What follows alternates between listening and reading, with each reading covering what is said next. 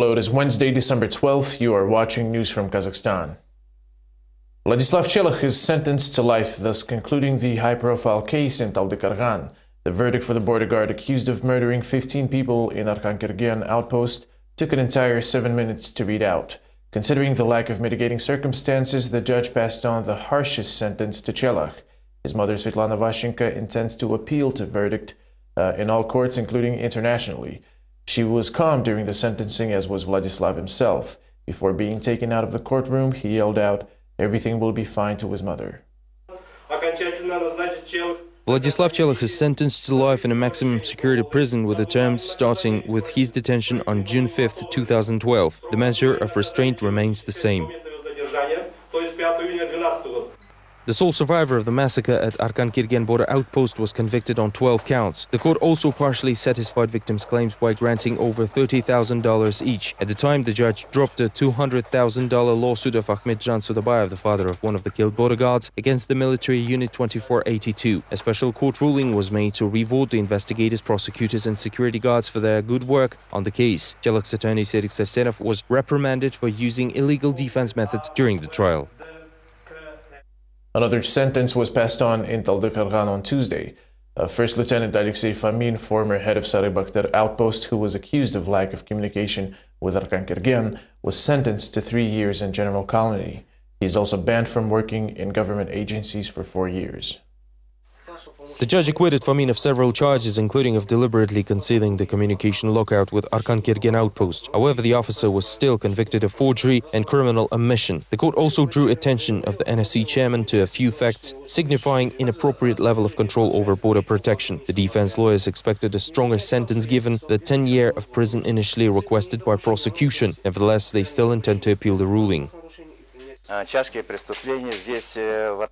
think the verdict is only fair in part. Fomin has been exonerated from felony charges, which we consider our first success. Besides, we're allowed to appeal against 3 years of imprisonment, which is considered a minimal term. We will definitely use this chance in the Court of Appeal and do our best to recover.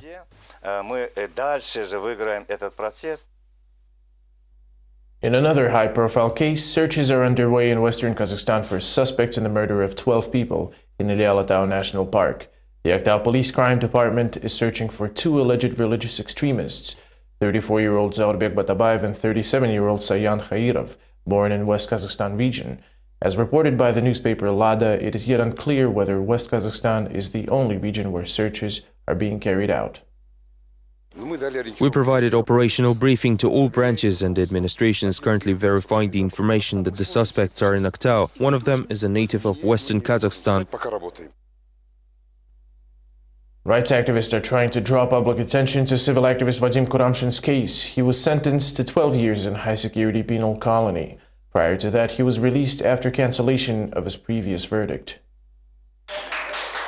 It took 2 weeks of the new jury trial to decide Vadim Kuramshin's case during behind-closed-doors court sessions. He was charged with extortion and sentenced to 12 years in prison. The case extends back to the beginning of the year, when an entrepreneur addressed a human rights activist for help in solving a bribery problem at Kordai customs post. The first hearing on August 28 resulted in reclassifying the charges as arrogation and sentencing Kuramshin to 1 year imprisonment. However, 2 months later, the activist was placed under arrest yet again.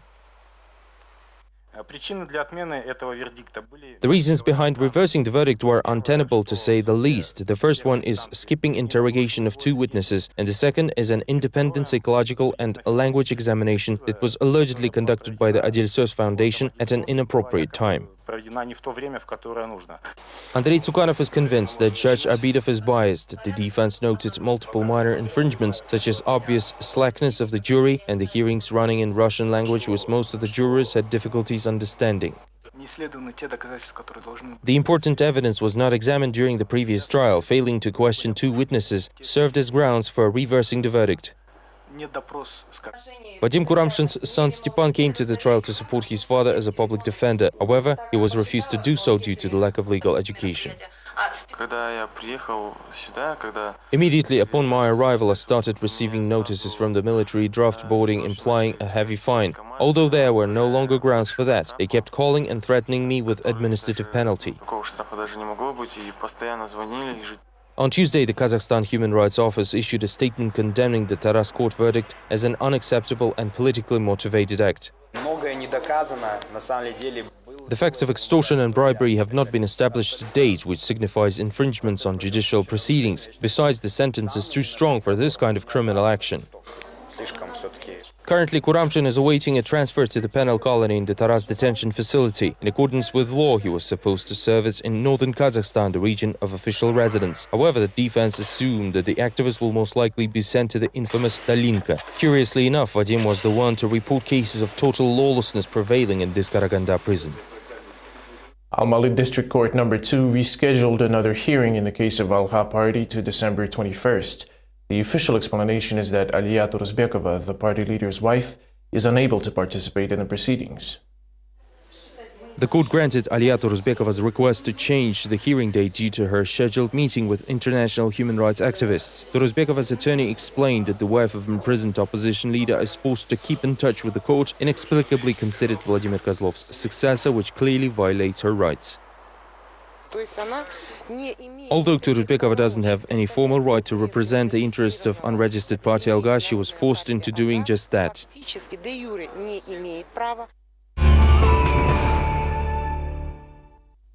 Baikonur has become a source of political contention. Head of Kazakhstan's space agency Talgat Musabayev announced the country is in the midst of negotiations over the launch site's lease agreement with Russia. Russian space workers refuse to take Musabayev's words seriously. They claim he is not authorized to resolve these issues. We attempted to get to the bottom of the story. Parliamentary report of Talgat Musabayev, the head of Kazkosmos, would have likely remained unnoticed if not for the astronauts' unorthodox approach to the future of Baikonur, the country's key strategic facility. Сегодня глава государства поставил задачу нам. The head of state has set us a task and already discussed it with President Putin, agreeing to draft a new comprehensive contract for Baikonur use, which implies using some other forms of leasing conditions. We're not saying that the lease will be terminated immediately because it will cause problems, but it can be done gradually in several steps.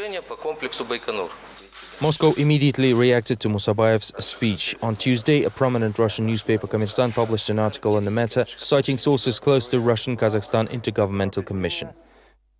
This is Musabayev's personal interpretation of the talks held between the countries over the last several months. Musabayev gave a speech in front of parliamentarians. He had to showcase his bravado and prove that he is not to blame for the problems at the Kazakh Space Agency. These issues are resolved on a head of state level, which does not apply to Musabayev. In 1994, Baikonur Space Launch Facility, along with the territory of the town, was loaned to Russia until 2050 for $115 million a year. At the time, the country's leadership said the decision was made since Kazakhstan couldn't afford maintaining a spaceport, not to mention running it. Members of parliament have long been concerned about the Cosmodrome becoming a Russian enclave, where the rights of Kazakh citizens are sometimes violated. According to the MPs, at present, Baikonur is more of a social issue. Все-таки все социальные вопросы, недовольство людей местных.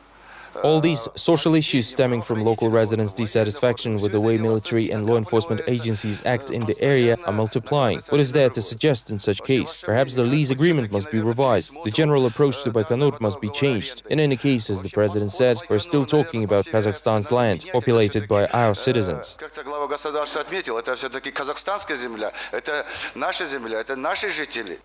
Local politicians and MPs are not rushing to comment the speech of Kazkosmos head. Some Moscow experts on Kazakhstan believe that Talgat Musabayev's statements were an exercise in populism. After all, the country is preparing to celebrate its Independence Day, which could explain key motives of local officials and politicians. Russia's space agency abstained from officially commenting on the announcement made in Kazakhstan. However, Russian experts are convinced the country will stay in Baikonur for a while longer. The talks held by Kazakhstan are nothing more than horse trading, possibly aimed at revising the rental fee for the launch site. Kazakhstan won't be able to abruptly withdraw from the treaty. Most likely it will push to increase the rent, since the current fee seems insufficient and Kazakhstan has no capacity to maintain it. Baikonur is indeed a tidbit property. Baikonur is one of the highly used space launcher complexes which Russia invests money into. Therefore, some members of Kazakh elite would like to lay their hands on it or revise the agreement. Nevertheless, I doubt that Kazakhstan would make such an unfriendly move and break off relations. According to the Labor Ministry's calculations, 77,000 people will move from villages to larger settlements and towns in Kazakhstan until the year 2020. Financing these villages with poor economic potential is impractical. На 20 домов. Зачем школу строить? It is economically unsound to build schools and kindergartens for residents of only 20 houses. That's why the people are relocated to more prosperous regions. Точки, которые имеют экономический рост. 7,000 Kazakhstan citizens have already been uprooted from the settled areas. They were offered prospects of good employment and education at new location. The Minister of Labour, Sirik Abdenov, came up with statistical data on 35,000 people employed through the government programs, but avoided revealing the ratio of people remaining without jobs. Meanwhile, government officials referred to cattle ownership as the primary criteria for state employment assistance eligibility. If a cow yields profit resulting from the added value, the owner will be considered a productively engaged entity. And in case milk and other products are intended solely for private consumption, the owner will be listed as non-productively engaged. In parliamentary news, cattle was at the center of discussion in Parliament in the debate over the state of animal husbandry. MP Darigan Nazarbayeva spoke out against importing cattle from abroad. She believes there are no conditions for the survival of cows from Argentina and Australia. We're talking about the lack of fodder supplies and skilled veterinary care in particular. Therefore, no matter how many cows we import, it's not going to change the situation, said the MP. Meanwhile, according to statistics, the cattle production in the country decreased by 14%. Before it's too late, we need to focus entirely on developing our livestock production. Meat has always been one of the cornerstones of Kazakhstan's economy. Yet we spend a lot of money on completely irrelevant space development instead, said the president's daughter. The space industry consumes so much money, sucking it just like a black hole completely unreasonably. Many countries in the world don't have space industry. If they need a satellite, they simply buy and launch one. Should you decide to study your land, place an order and you'll have the research made with already existing satellites, and that would be 100 times cheaper. In other news, several activists of the Zhaltokhsan 1986 movement spoke out in unconditional support of the authorities' general direction. They offered to ban enemies of the state from holding demonstrations in honor of Zhanaozian victims, rename Astana to Nur Sultan, and assign Almaty status of a heroic city. Our reporters attempted to find out who gets to choose how to mark December 16th. 26 years ago, they came out to the Brezhnev Square to support their leader. Now they're back seemingly for the same goal, but this time December's Gulbahram Juni suggests to ban civic initiatives on the Independence Day. Back then, we came to the square for the sake of our nation and independence. In fact, plenty of our citizens died for the cause there, whereas Zhanaozen residents came to the square for selfish motives, like the increase of wages. They wanted to protect their individual rights. It's not good to turn everything into rallies and spoil the holidays. The original statement is worded much stronger. Thus, anyone who is still planning to commemorate the tragic event is asked to be considered a public enemy. The head of the youth organization Ruh Pentil, Janbulat Mamay, is one of the people who can potentially get on the blacklist. I believe people who ordered to open fire during a peaceful rally in Zhanaozen are the real public enemies, as well as those who did nothing during the suppression of the protest action in 1986. In the meantime, bizarre political statements just kept piling on during the press conference. We propose to rename the city of Astana after the president of Kazakhstan. Why don't we proclaim Almaty as a hero city? This brings the feeling of déjà vu, ironically, says writer Sofis Mataev. He doesn't mind considering Almaty a hero city, yet Astana initiative is a bit questionable. Our nation's leader, who is convinced that he is indeed a leader of the nation, which I personally highly doubt, has always wanted to rename Astana, formerly known as Akmala, after himself. This is absurd. I believe that this is nothing but forcing of his opinion and ambitions upon the citizens of Kazakhstan. More and more controversial statements are made as the country approaches December 16. This year it looks like the people of Kazakhstan will have to decide for themselves whether to spend the day celebrating a holiday or mourning a tragedy. The face of terrorism in Kazakhstan has a socio-economic and not a religious face, suggest experts at the new Center for Security Programs. They announced at Tuesday's roundtable that clan warfare, social tension, and the authorities' weakness may provoke new conflicts in the years 2013 and 14. We explore the source of instability in the next story. The labor union leader of the cement factory, Bayan Karjaubayeva, was fired for already the second time, clearly suffering for her struggle for workers' rights. Allegedly, this is a warning to other employees not to demand higher wages or improvement of safety standards. But now Bayan is an enemy not only for her former boss, but also the government. The Minister of Labor and Social Security, Serik Abdenov, says that labor activists who organize strikes create conflicts and incite social hatred, and thus will be brought to account. У меня сложилось такое впечатление. The state inspectors seem to lobby the interests of employers. They are interested in employers being always right. Интересы работодателя. At a roundtable Security 2012, it was said that the working class is actually treated as a social risk group and even as extremists. Sociologist Dolgonay Umbitalieva said that living standards of 73% of Kazakhstan's population is below average, while citizens' fears have not changed either. The people are still concerned about price rises and job loss. Economic reforms are said to be successfully implemented in our country, but the social situation is not improving. The tragedy in Zhanaozen is a striking example of social protest rise. Political scientist Rustam Burnashov says that the tension is provoked by poor governance. The authorities have passed new counter-terrorist laws and amendments to the penal code, but this can actually cause a new wave of social crisis.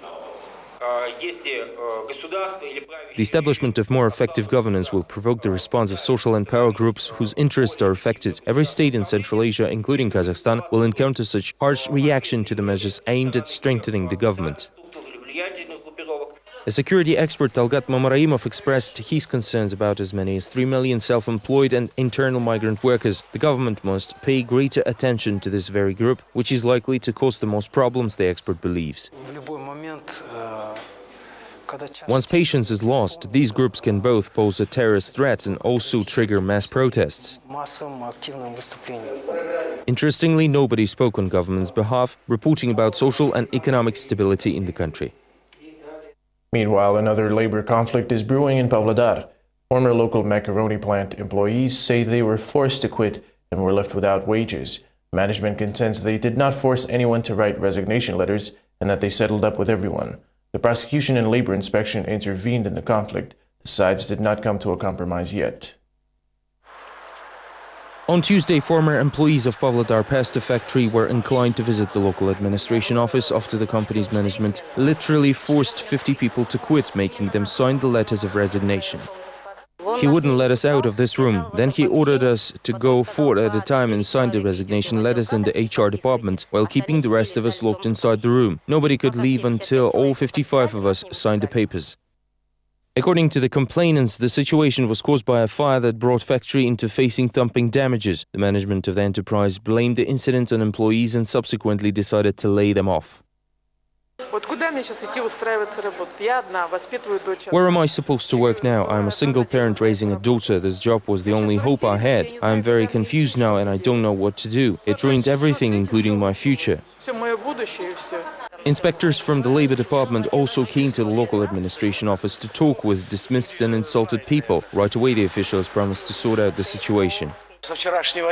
We received a decree to inspect the termination of employment contracts and the procedure itself. The investigation is currently underway.